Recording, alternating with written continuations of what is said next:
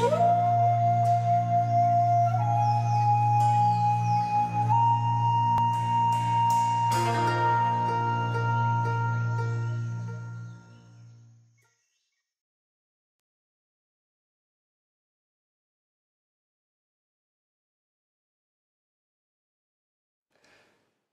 eh ben, écoutez, bonjour et bienvenue, vous êtes chez Oasis Voyage et aujourd'hui c'est un jour de fête parce que Maud Séjournant qui voyage dans le monde entier est aujourd'hui à l'agence Oasis. Alors, je suis ravi de t'accueillir Maud, bonjour.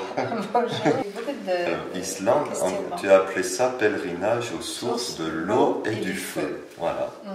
Et bien sûr, il y a la terre et l'air. Bien sûr. En Islande. L'eau et le feu, c'est une alchimie interne. Parce que si on met trop d'eau sur le feu, cela éteint le feu.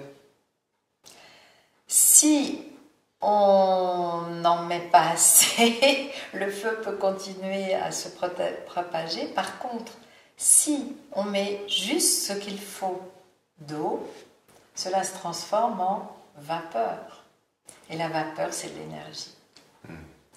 Donc, c'est aussi apprendre à équilibrer des forces en nous pour se retrouver dans cet équilibre du centre de la roue. Très intéressant. Et donc, est-ce que tu peux nous citer 2-3 lieux qui t'ont inspiré? Parce que sur cet itinéraire, il y a des volcans, il y a des cascades, il y a des sources chaudes, il y a des animaux aussi. Il y a la presqu'île du Staffelness que j'aime beaucoup, où il y a un volcan qui était le volcan de Jules Verne, de l'entrée à l'intérieur de la Terre pour le voyage. Alors je ne sais pas si c'était l'entrée ou la sortie, je ne me souviens plus, mais qui était dans le voyage au centre de la Terre, et ça se situe là. Alors c'est quand même assez extraordinaire. Et on y est allé l'année dernière, on a pu, dans un temps, il y avait une tempête extraordinaire, un vent absolument terrible, et au loin, on a vu un arc-en-ciel absolument magnifique, parce qu'il y a des petites pluies ici et là, donc il y a des arcs-en-ciel. C'était absolument extraordinaire comme vision. Le lac Midvad, où on va aller cette fois-ci au nord, on n'est pas encore allé au nord dans les autres voyages, c'est aussi un lieu sur quelques dizaines de kilomètres carrés où il y a des couleurs de la terre, des bouillonnements de geysers de boue, un ancien cratère qui, je crois, il y a eu une explosion dans les années 30-35, ça fume encore. Ça fume encore. Il y a encore des terres chaudes. Un beau symbole de l'équilibre. C'est extraordinaire. Des cascades aussi, comme on en voit rarement, qui nous donnent vraiment l'impression de la puissance du feu. De l'eau, pardon, avec les cascades. Ouais. Alors, tu as tenu à ce que vous retourniez sur cette ferme de Fridemar. Oui. Avec ces chevaux islandais.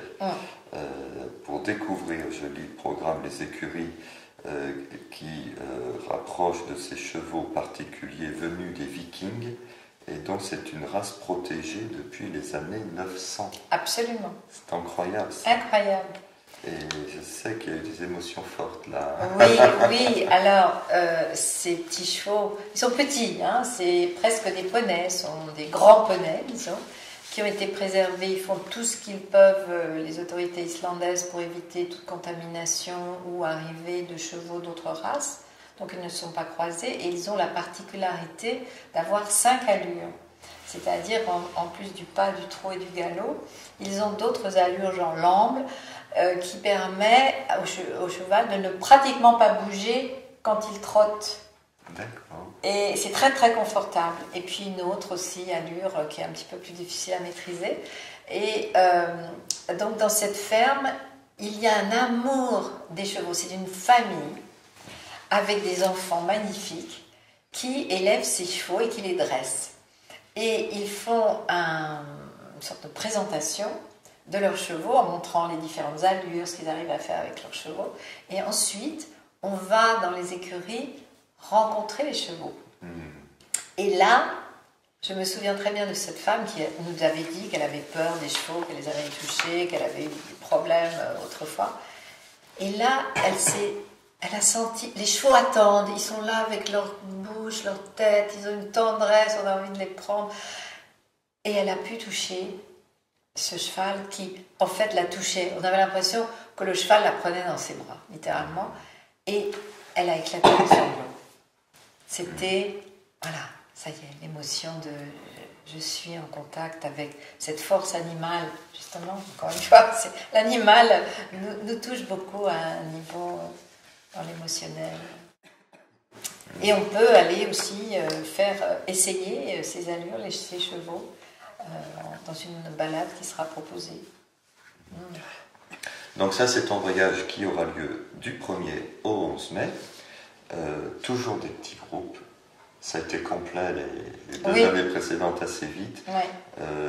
C'est vrai que du coup, petits groupes, donc petits bus, petits hôtels, ça permet aussi de se faufiler dans le pays et d'aller au plus près des éléments. En tout cas, c'est des belles émotions, tout ça. Oui.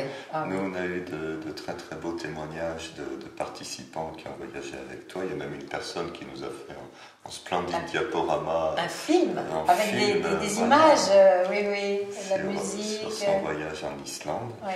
Donc, si vous voulez en savoir plus, donc vous avez le site internet de Maud qui s'appelle cercledevie.com. Alors, oui, cercledevie.com, voilà. pour qui en parle. Où il y a les séminaires de Maud, la stages, bibliographie de Maud. Et le travail Toltec qui peut être fait en préparation d'ailleurs, pour se préparer intérieurement, ça peut être tout à fait utile.